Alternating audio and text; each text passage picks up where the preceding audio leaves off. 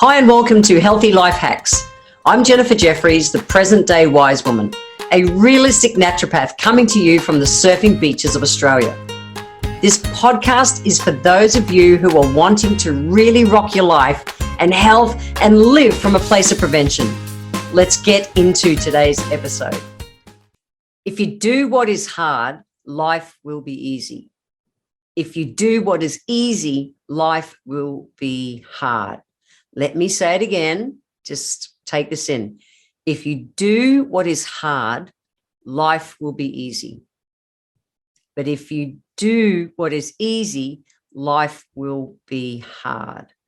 Just think about that for a moment. It's actually one of my favorite quotes by a guy called Les Brown in the US.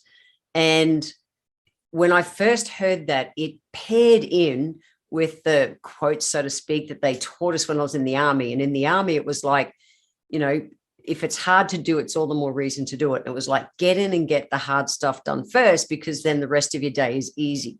But I really enjoy the way that Les formed these words. If you do what is hard, life will be easy. If you do what is easy, life will be hard. So of course, I'm going to relate this back to surfing, because everything in my life relates back to surfing at the moment. But see if you get it, because there's so much in that quote that can be impacting your life and you're not even realizing it, because maybe you're taking the easy path. So why do we want to take the easy way out first? Well, because it's easier. Pretty simple. If I've got like easy and hard, my brain defaults going, ooh, do the easy one, Jen. But I know from my experience, my 60 years on this planet, that when I've really gone for the easy cut corners kind of version or anything like that, it hasn't necessarily brought me the same result that I was looking for. So if I think about surfing, so when you surf, initially you start off and you're what we call a whitewash warrior. I hide in what I call kiddie corner. So kiddie corner is that safe part where the waves have already broken. The pure momentum of that white water pushes you along. So you don't have to paddle as much and things. And it's a bit rocky when you get up, but you can generally get up. That's it. Now, the next stage in surfing is to go to be able to ride what's called green waves. And I've talked about these in previous episodes, but a green wave is an unbroken wave. So with an unbroken wave, you don't have the momentum of the water. You're actually relying with being positioned in the right place, which you do by paddling, to let gravity help play the game, like literally to ride down the surface of the wave. And then you're doing all the things that have to happen to make surfing happen.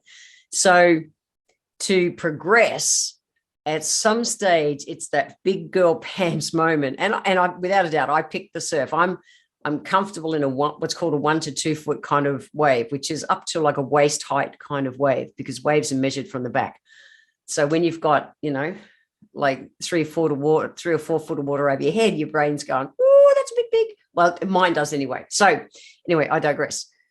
But at some stage, the easy thing is to stay in kiddie corners, like catch waves and go, woo, this is fun.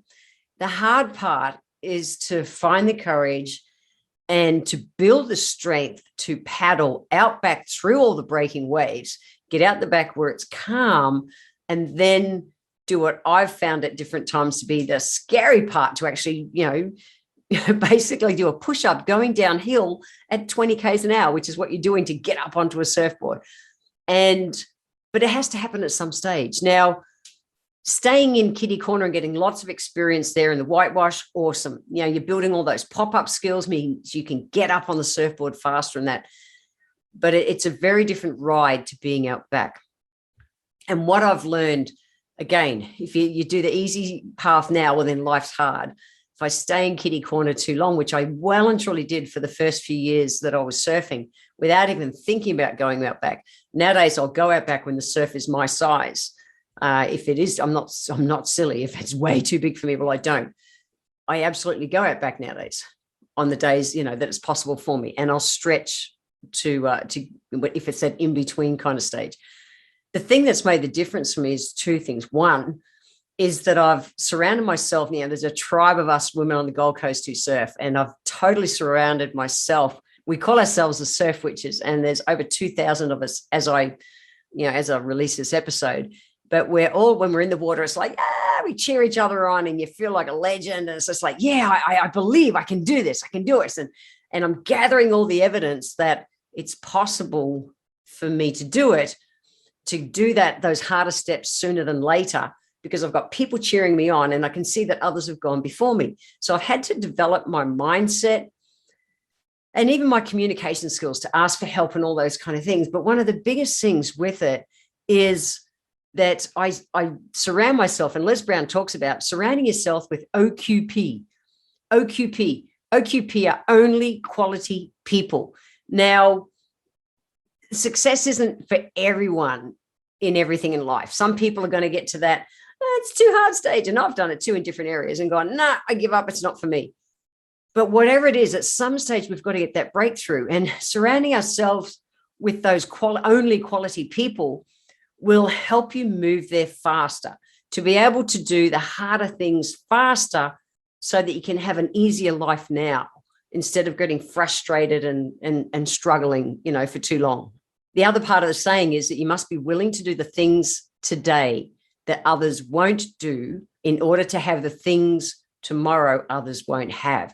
And so part of that, I think of, it is winter here at the moment at the Gold Coast. And this morning, the air temperature was 5 degrees. So when you add in water, yes, the water is warmer than 5 degrees, but then you've got a southerly wind, which for us it's from the snow down south. So you've got a wind chill water in a 5-degree morning. It was bloody cold.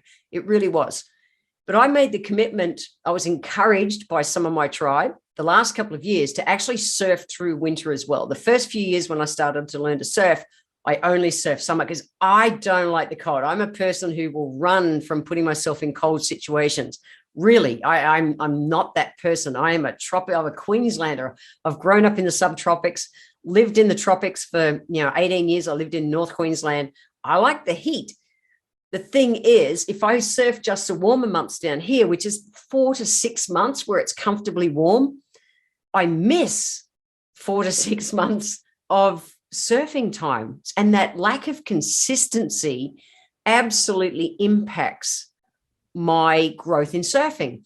And so the quote, you must be willing to do the things today others won't do. I have so many of my surfing mates who won't surf in winter. They only surf, the conditions that they really enjoy. But to have the things that I want, in the future sooner, well, I've got to get uncomfortable and do it. Well, I choose to get uncomfortable and do it. And so it's been a real conscious thing the last couple of years that I winter surf as well.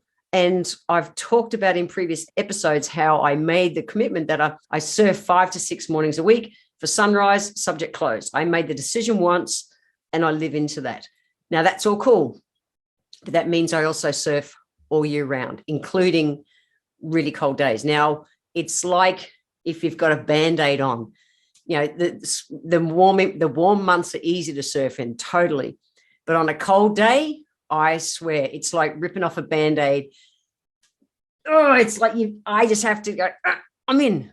Like I've got to rip that Band-Aid off really fast and get in there. I've got to do that really hard thing now so I can get the result that I want sooner than later.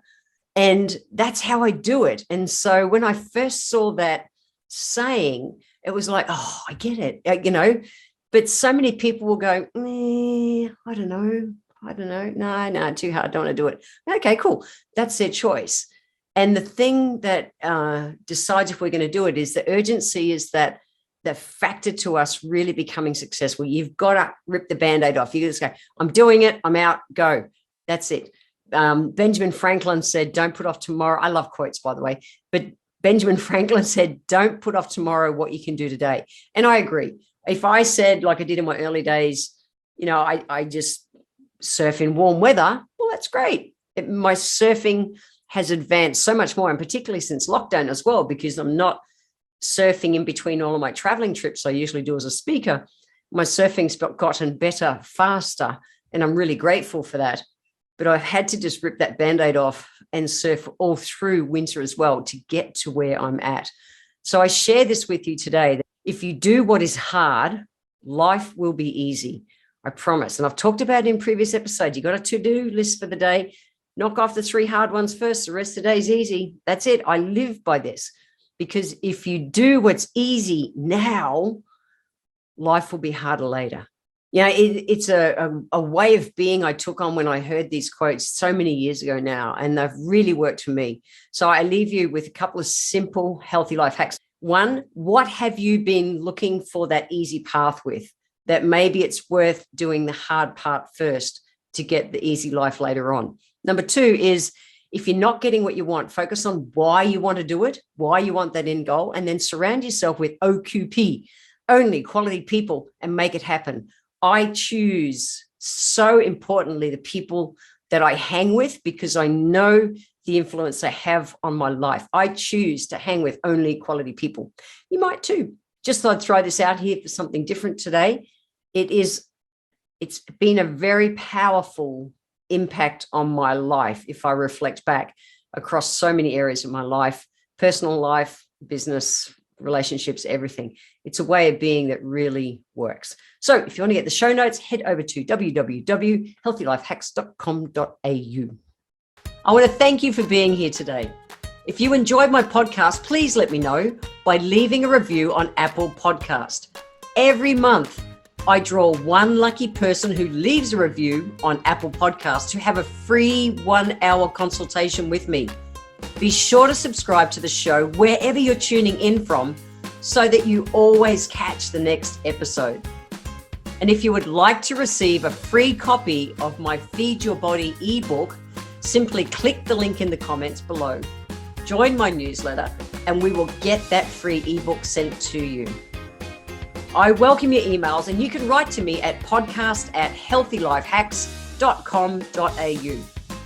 Until next time, remember, when it comes to life, live it, love it, and get on with it.